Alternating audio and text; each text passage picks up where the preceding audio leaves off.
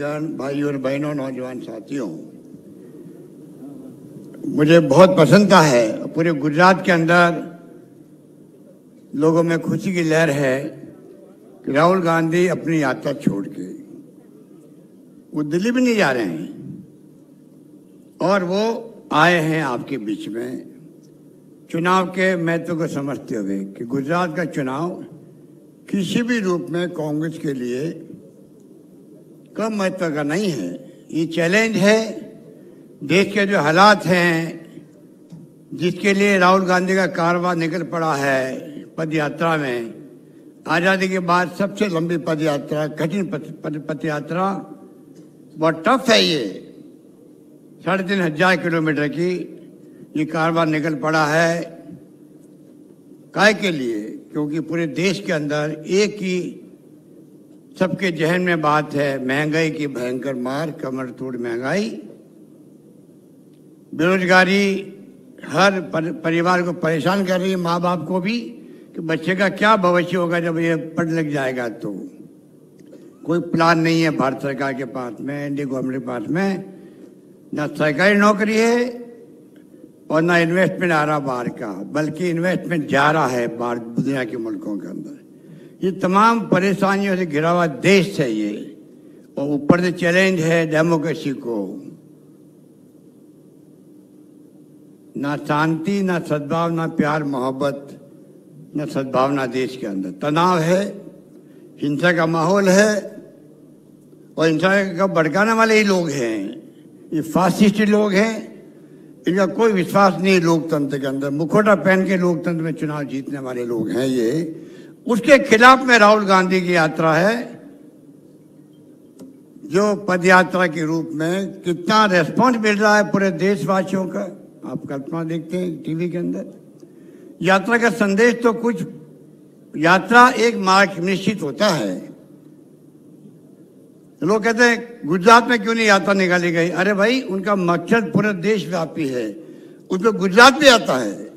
गुजरात के हर गांव में, हर घर में मैसेज चला गया है, राहुल गांधी जी क्यों यात्रा निकाल रहे हैं, जिसकी आज जरूरत है पूरे देश को, चुनौती के रूप में हमारे सामने है। इसलिए आज राहुल गांधी एक नेता ही नहीं बल्कि जन नेता बनना जा रहा है, जन नायक बनने जा रहे हैं इस देश के। आप देखेंगे जन नायक के रूप में ये देश को नेतृत्व प्रदान कर रहे हैं। यात्रा के बाद में यात्रा ही रुकने वाली नहीं है। जो मुद्दे उठाए हैं चुनौतियों के रूप में, अर्थव्यवस्था गर्त में जा रही हो, कोई परवाह नहीं हो रही है सरकार को। 76 साल में क्या किया, ये जुमला अभी तक चल रहा है। कांग्रेस मुक्त भारत बनाएंगे।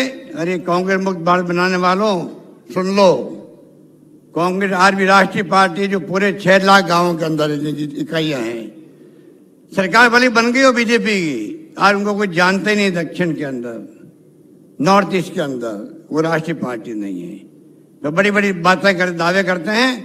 इसलिए मैं कहना चाहूंगा, कांग्रेस मुक्त भारत की बात करने वाले खुद मुक्त हो जाएंगे, कांग्रेस कभी मुक्त नहीं होगी। मैं निवेदन करना चाहता हूं आपको। इसलिए मैं आपका आह्वान करूंगा, एक एक सीट का सवाल है, अभी राहुल जी का आप सुनेंगे विस्तार से। मैं आपको यही आह्वान करना आया हूं। पिछली बार ये आप लोगों ने खूब आशीर्वाद दिया राहुल जी को, हम सबको, और हम पहुंच गए थे सरकार बनाने के कगार पर पहुंच गए थे। उन्होंने फाउल खेला सूरत के अंदर, नॉर्थ गुजरात के अंदर 10-15 सीटें कम रह गई, वरना आज सरकार उनकी नहीं होती 17 के अंदर। इतना प्यार आपने दिया राहुल जी को। और मैं आपको कहना चाहूंगा, इस बार तो उनकी यात्रा का संदेश जो घर घर में गया है, उसको आप आत्मसात कीजिए। इतनी सरकार विरोधी लहर मैंने कभी नहीं देखी आज तक, कभी किसी सरकार के अंदर। पूरा मंत्रिमंडल बदलना पड़ा इनको, मुख्यमंत्री सहित। इतिहास में कभी आज तक ऐसा कभी नहीं हुआ कि मंत्री नहीं, मुख्यमंत्री नहीं, तमाम मंत्री और मुख्यमंत्री सब बदल गए। आप बता दीजिए, इसका मतलब कोरोना के अंदर क्या हालात हुए, कितने लोग मारे गए। अरे जिप चढ़ती गई सड़कों पर, एम्बुलेंस के अंदर, कारों के अंदर, बोला नहीं देश। शराब नकली साहब ने मर गए 70 लाख, कोई परवाह नहीं करी गई। अभी मौरवी में 135 लोग मारे गए, हमने कोई आरोप नहीं लगाया, हमने खाली इतना ही कहा आप हाई कोर्ट के सिटिंग जज से, रिटायर्ड जज से जांच करवाओ, सच्चाई सामने आएगी, एक्शन होगा। जिन लापरवाही करी तो आगे लोग भय में रहेंगे, गलती नहीं करेगा, वो भी इनको मंजूर नहीं। गुजरात हाई कोर्ट को लेना पड़ा, संज्ञान लेना पड़ा है। इसलिए आज मौका आपके सामने है सरकार बदलने का। 27 साल बहुत होते हैं, अब तो मोदी जी हर वीक क्यों आ रहे हैं यहाँ पर?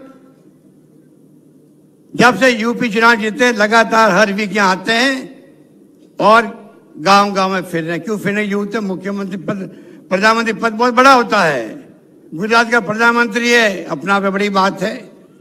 आज जोत क्या बढ़ गई उनको, अमित शाह जी को किस प्रकार उतारा गया सब मंत्रियों को यहाँ पर। इसका मतलब है जमीन खिसक रही है, घबरा गई है बीजेपी, जो पूरी जान लगा रही है, भावना में बह करके आपको वोट लेने की कोशिश कर रही है। इस बार मैं आपसे अपील करूंगा, कोई भावना में नहीं बहे। सच्चाई है कि कुशासन चला 5 साल तक। इस बार मौका दीजिए कांग्रेस को, और कांग्रेस आपको जो वचन दिए हैं, राहुल गांधी जी ने वचन दिए हैं। और आखिर में कहना चाहूंगा, राहुल गांधी वो व्यक्ति है, पहले घोषणा पत्र निकलते थे, इन्होंने कहा नहीं, आप जनता को पूछो फिर घोषणा पत्र जारी करो। उसका नाम बदला गया जन घोषणा पत्र। आप सबको पूछ करके घोषणा पत्र जारी हुआ है। वचन में जानता हूं, मैं आपका टाइम नहीं लूंगा, वचन एक से एक बढ़कर के वचन है। राजस्थान सरकार ने उन वचनों को पूरा किया है। एक्सपेरिमेंट करने के बाद में लाएंगे, लेके आए हैं। तो मैं आपको आह्वान करूंगा, निवेदन करूंगा, आग्रह करूंगा, कृपा करके सरकार बनते ही वचन पूरे करने का पूरे करना शुरू होगी। राहुल गांधी जी खुद मॉनिटरिंग करते हैं। सरकार जब राजस्थान, मध्य प्रदेश, छत्तीसगढ़ की बनी, लगातार मॉनिटरिंग चल रही है कि जो आपने वादे किए हैं। घोषणा पत्र का मतलब ही होता है आप वादे करके चुनाव जीत के आते हो, फिर घोषणा पत्र भूल जाते हो। राहुल जी कहते नहीं, वादे किए या तो लिखो मत, लिखो तो उनको निभाओ, इसलिए वो वादे किए जाते हैं। उसी सिद्धांत पे हम लोग चलना चाहते हैं। इसलिए आपको मैं विश्वास दिलाता हूं, एक बार जिता के देखो कांग्रेस को, वचन पूरे होंगे। और लफारी जो आप पार्टी कर रही है, उनका ग्राफ नीचे आ रहा है। उनको पूछो, आपने हिमाचल में पूरा कैंपेन विड्रॉ क्यों कर लिया? वहां भी लफारी करते थे, झूठे वादे कर रहे थे। हिमाचल के अंदर केजरीवाल जी अचानक क्या हो गया, रोड शो किए, वादे किए, पूरा अपना बोरिया बिस्तर गोल कर लिया, ऑफिस बंद कर दिए, यहाँ आ गए, यहाँ झूठे वादे करने लग गए।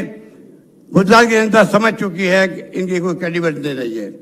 इसलिए मैं आपको यही निवेदन करूंगा, कृपा करके आप इस बार मौका दीजिए। आपके एक से बढ़ के एक आपके उम्मीदवार खड़े किए गए सोच समझ करके।